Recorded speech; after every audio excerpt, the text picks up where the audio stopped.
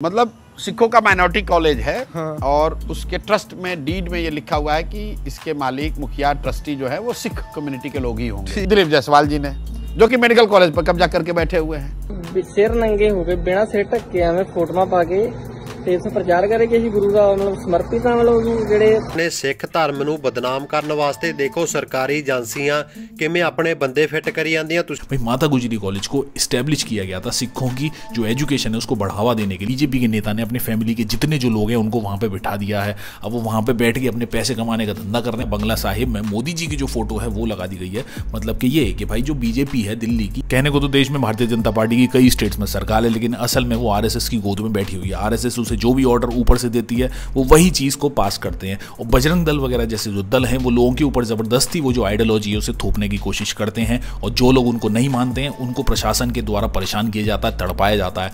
मतलब माइनॉरिटी में जो भी लोग जिस भी स्टेट्स में रहते हैं, जैसे कि गुरुद्वारे में वो लोग अपनी पूजा करने जाते हैं या फिर मस्जिद में अपनी पूजा करने जाते हैं, उनको दबाया जा रहा है, उनके जो राइट्स हैं उनका हनन हो रहा है। लेकिन लॉ एंड ऑर्डर कहीं पर भी देखने के लिए नहीं मिल रहा है। मतलब कि ये कि भाई जो भी लोग माइनॉरिटी में रहेंगे उनके जो इंस्टीट्यूशंस हैं उनको खत्म कर दिया जाएगा। और जो गुरुद्वारे हैं, जो मस्जिद हैं, वहाँ पर अटैक किए जाएंगे। अभी आप हाल फिलहाल में जैसे देख लो गुरुद्वारे पर जिस तरीके से हमला हुआ है गोलूवाला राजस्थान में, उसके ऊपर बहुत सारे लोगों ने संवेदना व्यक्त की है। लेकिन ये मामला किसी भी गोदी मीडिया पे हाइप नहीं किया गया है। और उसी तरीके से अगर आप देखो बंगला साहिब जो गुरुद्वारा है वहाँ पे जिस तरीके से बीजेपी का जो दखल है वहाँ की कमेटी में वो देखने के लिए मिला है। और मोदी जी के जो फोटोज हैं वो लगाए गए हैं, उसके खिलाफ भी कुछ लोग बोल रहे हैं। लेकिन इस टाइम पे सबसे बड़ा जो मामला है जो कि सामने आया वो आया बिहार के किशनगंज से। असल में बिहार में किशनगंज में एक माइनॉरिटी स्टेटस में एक कॉलेज था जो कि 1990s में बनाया गया था। उसमें सिख लोगों के लिए पढ़ाई लिखाई की व्यवस्था करी गई थी ताकि जो सिख लोग जो भी थोड़े बहुत बैकवर्ड रह गए हैं उनको आगे बढ़ाने की कोशिश करी जाए। लेकिन आप जानते हो आज की डेट में वहाँ पे क्या हो रहा है, बीजेपी का वहाँ पे राज चल रहा है। और बीजेपी के राज में क्या क्या नहीं हो सकता है। मतलब कि ये कि भाई वो जो कॉलेज है उसके ऊपर पूरी तरीके से जो बीजेपी के जो नेता हैं उन्होंने कब्जा कर लिया है। लेकिन जो माइनॉरिटी स्टेटस जिस बेसिस पे वो कॉलेज बनाया गया था वो पूरी तरीके से एक निराधार ही हो गया है। क्योंकि असल में वहाँ पे माइनॉरिटी स्टेटस के जो लोग हैं या फिर जो सिख समाज के लोग हैं उनको वहाँ पे बैठना था उनकी जो ट्रस्टी है उसकी कमेटी में, सब में। लेकिन एक तरीके से एक इंस्टीट्यूशंस को ऐसे हैक कर दिया गया है जैसे कुछ भी नहीं। मतलब बीजेपी के नेता ने अपने फैमिली के जितने जो लोग हैं उनको वहाँ पे बिठा दिया है। अब वो वहाँ पे बैठ के अपने पैसे कमाने का धंधा कर रहे हैं। लेकिन साइड बाई साइड जो नेता लोग हैं उनको अपने बच्चों के लिए किसी भी तरीके का कोई सर्टिफिकेट निकालना या फिर कोई भी एजुकेशन का कुछ भी चाहिए वो उनसे अपना जो काम है उसको आराम से करवा लेते हैं। भाई बात हो रही है इस टाइम पे किशनगंज के माता गुजरी कॉलेज के बारे में। भाई माता गुजरी कॉलेज को इस्टेब्लिश किया गया था सिखों की जो एजुकेशन है उसको बढ़ावा देने के लिए। लेकिन आपको मालूम है जिस तरीके से जो माइनॉरिटी के जो राइट्स हैं पूरे देश में, जहाँ पे माइनॉरिटी में लोग हैं जैसे सिख समाज के जो लोग हैं वो बिहार में यूपी में काफ़ी ज़्यादा माइनॉरिटी में है, उनकी आबादी काफ़ी ज़्यादा कम है। लेकिन माइनॉरिटी स्टेटस के बेसिस पे उनको ज़मीनें अलॉट की जाती हैं ताकि वहाँ पे एजुकेशन वगैरह बढ़ती रहे। लेकिन इसी के बीच बीजेपी के नेता आते हैं जो कि एक समय पर वहाँ पर क्लर्क की पोजीशन पर काम करते थे। लेकिन असल में आज की डेट में क्या है, आज की डेट में उनका जो विकास है वो इतनी तेज़ी से हुआ है कि वो भाई सीधे सीधे यूनिवर्सिटी के मालिक बन चुके हैं एक तरीके से। मतलब ट्रस्टी में उनकी जो वाइफ है वो आ चुकी हैं, उनका जो बेटा है वो रजिस्ट्रार बन चुका है, इनके बेटे की जो बहू है वो भी वहाँ पे एग्जामिनेशन की चीफ बन चुकी है। मतलब उनका जो पूरा फैमिली है उसने उसको कब्जा कर लिया है। असल में वहाँ पे 18 जो मेंबर्स थे वो सिख समाज के होने चाहिए थे। लेकिन आज की डेट में सारी की सारी जो पोजीशंस हैं उस पर बीजेपी के नेता दिलीप जायसवाल का पूरी तरीके से कब्जा हो चुका है। और भाई दिलीप जायसवाल कोई हल्की फुल्की पोजीशन में नहीं है। दिलीप जायसवाल आज की डेट में बीजेपी के चीफ हैं बिहार की साइड से, और साथ में सिक्किम में भी वो चीफ माने गए हैं। मतलब बिहार में बीजेपी का जो नेतृत्व है वो उन्हीं के अंडर में ही आता है। जायसवाल जी ने, दिलीप जायसवाल जी ने, जो कि मेडिकल कॉलेज पर कब्जा करके बैठे हुए हैं। उनका कब्जा है मतलब सिखों का माइनॉरिटी कॉलेज है। हाँ। और उसके ट्रस्ट में डीड में ये लिखा हुआ है कि इसके मालिक मुखिया ट्रस्टी जो है वो सिख कम्युनिटी के लोग ही होंगे। ठीक है। अब दिलीप जायसवाल जी सिख तो है नहीं, not that we know of. हाँ अभी तक तो नहीं है, कन्वर्ट हो गए तो पता नहीं। ठीक है, अलाउड है। और उस कॉलेज के मालिक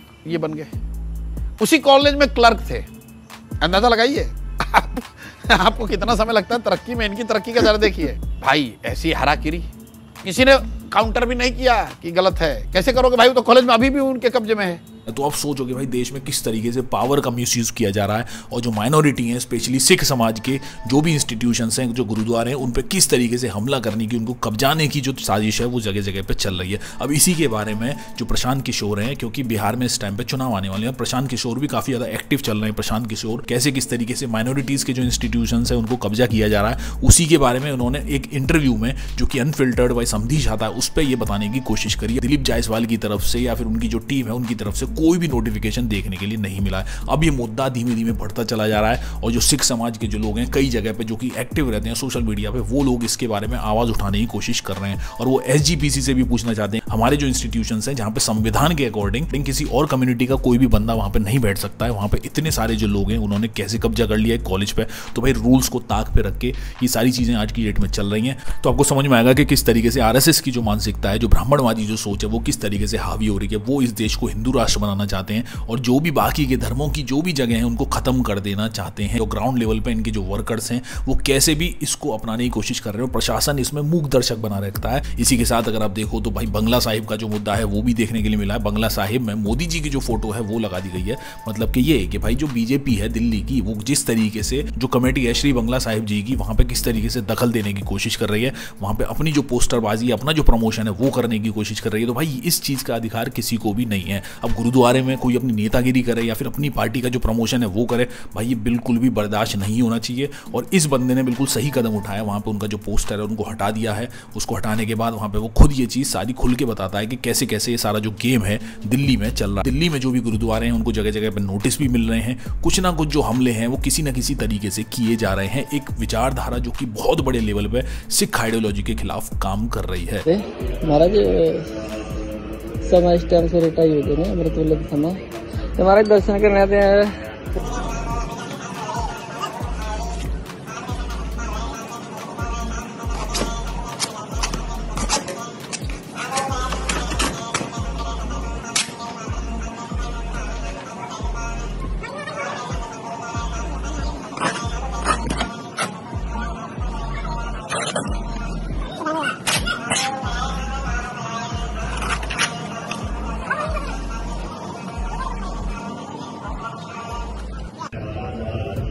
महाराज वाहिगुरू जी का खालसा वाहिगुरू जी की फतेह जी। सारे सेवादार महाराज डरते थे कि ड्यूटियां ਨੂੰ खतरा हो जाऊगा, तो मैं सारी जिम्मेदारी इंदा लेना महाराज। इस तरीके से कोई महाराज ਤੁਹਾਨੂੰ मैं कहना पेश ਤੁਹਾਨੂੰ नंबर दे चुकिया, जिथे ਤੁਹਾਨੂੰ कोई ਤੁਹਾਡੇ ਤੇ ਗੱਲ है कि मैनू पेश कर दो सामने, तुम कह दो अपनी जो तुम कहना कह दो अपनी सच्चाई पे। महाराज वाहिगुरू जी का खालसा वाहिगुरू जी की फतेह जी। महाराज जी हुण गुरु घर सेवा हुई है, मतलब जो भी महाराज ने करवाई।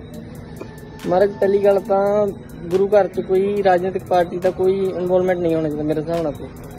जे 1% हुंदा भी है तो गुरु घर आके सेवा करन, नाम जपन, संगत नूं विखाण कि हाँ सेवा करते हैं, ठीक है। चलो इश्तिहार देंदे भी ने किसी तरीके, कोई भी पार्टी किसी है नहीं कि BJP या कोई कांग्रेस, कोई आम आदमी, किसी भी राजनीतिक पार्टी गुरु घर च कोई इन्वॉल्वमेंट नहीं होना चाहिए। सेवा है, इंसानियत तौर पर सेवा करो, कोई मनाही नहीं है।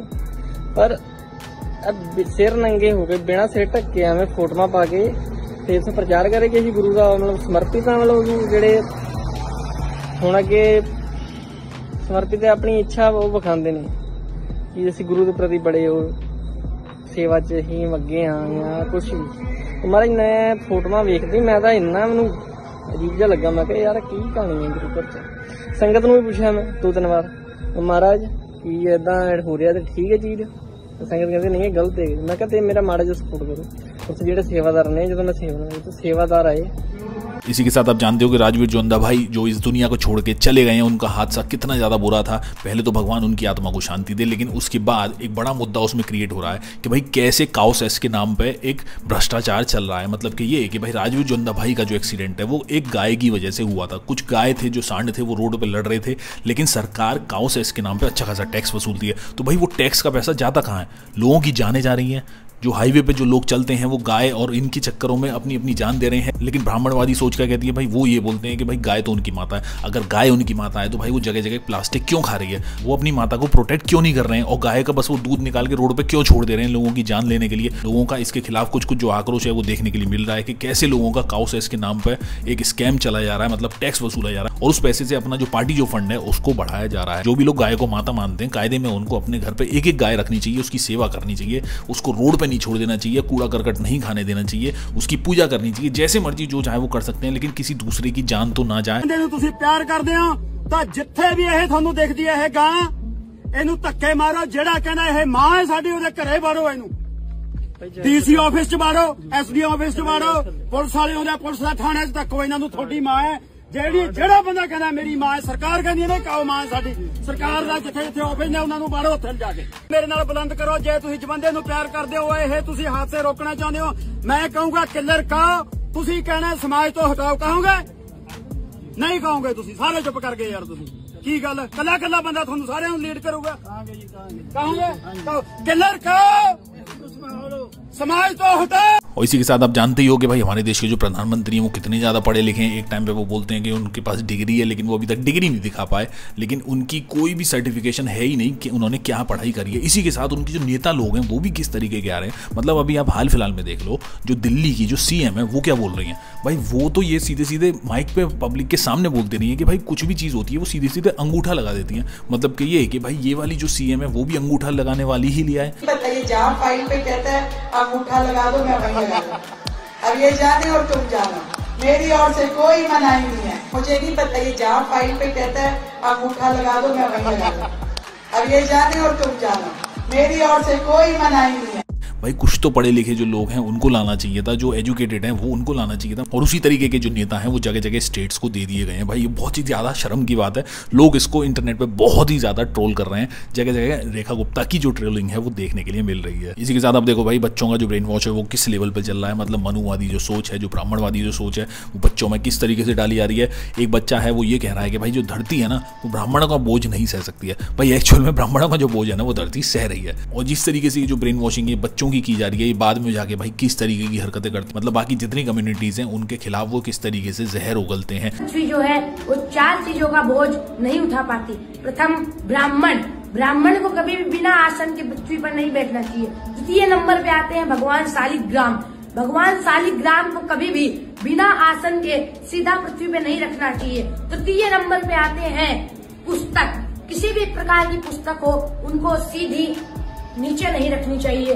पुस्तक जो है उसका बोझ पृथ्वी धारण नहीं कर सकती। और चतुर्थ नंबर पर आते हैं जो शंख को कभी भी बिना आसन के पृथ्वी पर सीधा नहीं रखना चाहिए। ये 4 चीजें होती है जिनका बोझ पृथ्वी नहीं उठा पाती। आप लोगों की क्या राय इस चीज़ के बारे में, आप लोग कैसे सोचो, आप लोग कमेंट बॉक्स में लिख के मेरे को जरूर बताना। चैनल को सब्सक्राइब नहीं किया दोस्तों तो आप चैनल को सब्सक्राइब जरूर कर लेना, वीडियो को लाइक जरूर कर लेना, वीडियो को शेयर जरूर कर लेना अच्छा लगे तो। अगर आप सपोर्ट करना चाहो तो आप सपोर्ट भी कर सकते हो। मैं मिलता हूँ जल्दी नई वीडियो में नई अपडेट के साथ। सी यू गाइस।